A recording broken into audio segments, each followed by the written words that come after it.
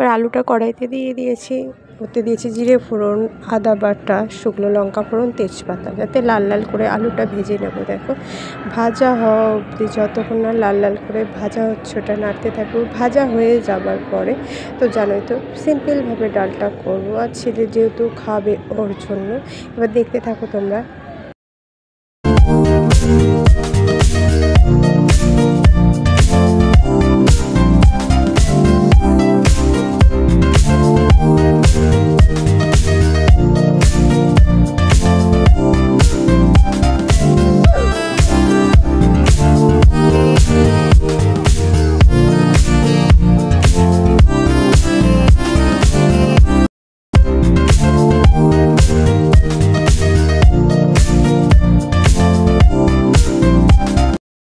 তারপরে একে একে সব মশলাগুলো দিয়ে দিলাম। জিরের গুঁড়ো, একটু সামান্য ধনের গুঁড়ো, লঙ্কার গুঁড়ো, হলুদ গুঁড়ো, আর একটু নুন দিয়ে দিলাম। তারপরে যতক্ষণ না আলুটা দেখো সব মশলাটা ভালো করে একটু কষিয়ে নেব।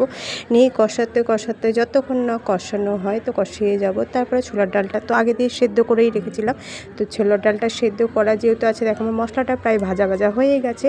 এরপরে ছোলার ডালটা সেদ্ধ হয়ে আছে যেহেতু, এবার ছোলার ডালটা দিয়ে দেবো। দেখো কত সুন্দর লাল লাল হয়ে গেছে না, দেখো মশলাটা প্রায় কষানো হয়ে গেছে, আলুটাও সেদ্ধ হয়ে গেছে। ভাজতে ভাজতে আলুটা সেদ্ধ হতে বেশি টাইম লাগে না। এবার ছোলার ডালটা ঢেলে দিলাম, পুরো ফাইনালি লুকটা দেখবে।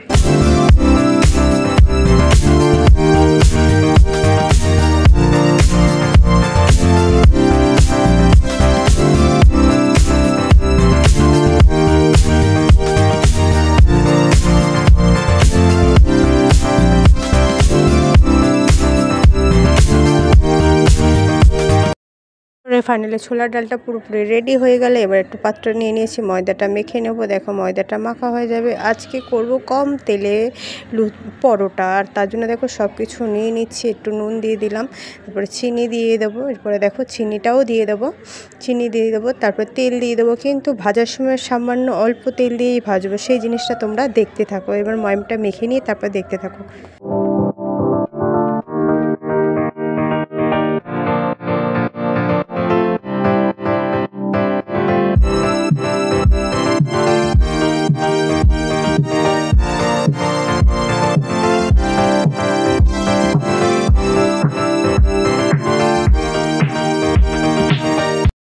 দেখো ময়দাটা মেখে নিয়েছিলাম, দেখো মেখে নিচ্ছি। মেখে নেওয়ার পরে জাস্ট একটু ঢেকে রেখে দেবো, আধা ঘন্টা মতন ঢেকে রেখে দিলে যতক্ষণ ময়দাটা নরম হবে ততক্ষণ তো ভালোই হবে। আর কম তেলে ভাজবো যেহেতু। দেখো ময়দাটা এবার ঢেকে দেবো, মেখে নিয়েছি, এবার ঢেকে দেবো। ঢেকে দেওয়ার পর কতক্ষণ তো থুবিয়ে নিলাম, বেশ যত রাগ ময়দার উপর দেখিয়ে দিলাম। তারপরে এবার ঢেকে দেবো, ঢেকে রাখবো। ঢেকে রাখলাম, তারপরে দেখতে থাকো।